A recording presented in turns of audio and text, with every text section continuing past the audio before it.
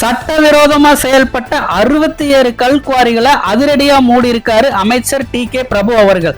காரைக்குடியில நாம் தமிழர் ஒருங்கிணைப்பாளர் சீமானுக்கு எதிராக போட்டி போட்டு சீமான் அவர்களை டெபாசிட் இழக்க செய்து மாபெரும் வெற்றி அடைஞ்சாரு.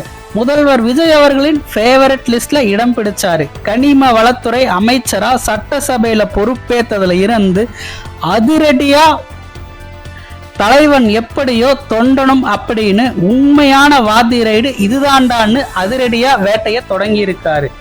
என் கண்ட்ரோல்ல இருக்கிற ஏரியா ஃபுல்லா லஞ்சம் ஊழல் இல்லாம சரியா நடக்கணும், ஏதாச்சும் தப்பி தவறி மிஸ் ஆச்சுன்னா என்னோட இன்னொரு முகத்தை பாப்பீங்கன்னு பகிரங்கமா அறிக்கை விட்டாரு. மதுரை, தென்காசி, விருதுநகர், கன்னியாகுமரின்னு பல குவாரிகளுக்கு ரைடு போய் 8 வருஷமா லைசன்ஸ் ரினியூவல் பண்ணாத குவாரிகள், சொன்ன அளவுக்கு மேல அதாவது 1000 2000 அடிக்கு தோண்டப்பட்ட குவாரிகள், ரூல்ஸை ஃபாலோ பண்ணாத குவாரிகள், தொழிலாளர்களுக்கு சேஃப்டி மெஷர் தராத குவாரிகள்னு மொத்தம் 67 குவாரிகளை அதிரடியா மூடி இருக்காரு.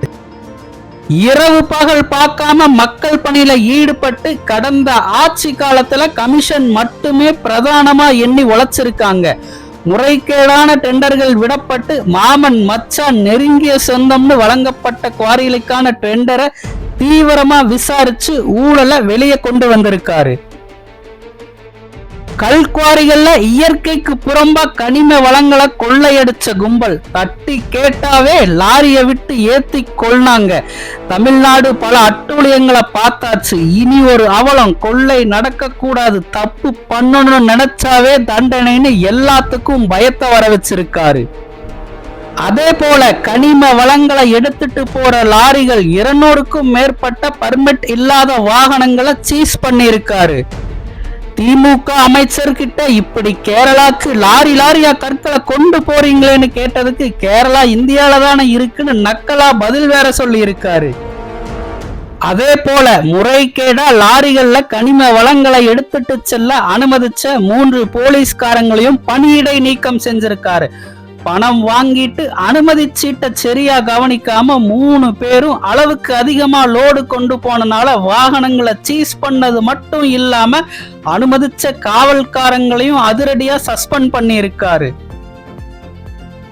தென்காசியில விதிமீறல், விருதுநகர்ல 23 குவாரிகள் மூடல், மதுரையில 11, ஸ்ரீபெரும்புதூர்ல 2000 அடிக்கு ஆழத்துக்கு கீழே லைசன்ஸ் முடிஞ்சு 3 வருஷம் ஆகியும் செயல்பட்ட குவாரிகள் மூடல்னு தினமும் பிளாஷ் நியூஸ்ல வராரு.